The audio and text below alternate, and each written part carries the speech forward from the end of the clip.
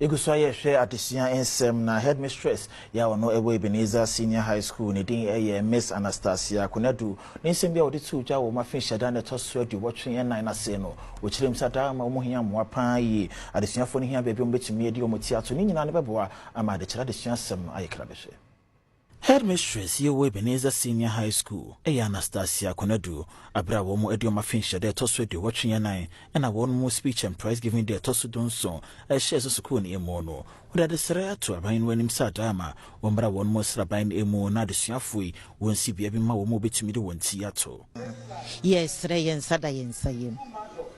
so mo checha wo mama na nso yeso na nkole yi bi emetne school mo so emra enya boarding no mo metne school yi mu hwe ebite eyi kan dobro no be school obiti bujumburo mu ne be school obiti oyarefa ne be school sakola ne bedu school mu anu wabre wadwene bra bibie ni wa yede to so eyeyi emba omo academic work no enkoso ne senti bebre ye late ansa no wabaha se omo yes adie kuri mayen se omo aye school no boarding ya megie de se ebeboa eyi saa wo hawo ni nyina afiri ho na no wesiye Reverend Kwakuado no yemra shebedwani a wogina mu ema wona ewa Blekoma West enso suka simie de fasoko na ho me director general din asati din komo sa yenye no boarding school na lis emo adesua no ko dodoa na fi baby bebre ambeba na mabre homework.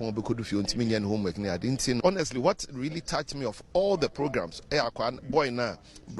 bright or at work, I think it's just a natural talent gift. The Crakrano, Harry Nikwate Vanderpoy, ya ono ye chairman, and maybe Ebenezer Senior High School All Students Association, and so the chart was say. In Cambomu ni all students in them, and the individual year groups never, and as individual and the obet my kakrebi. And the message say, you can't boom as all student association instead of petty projects on a compound, scattered projects on the compound. And what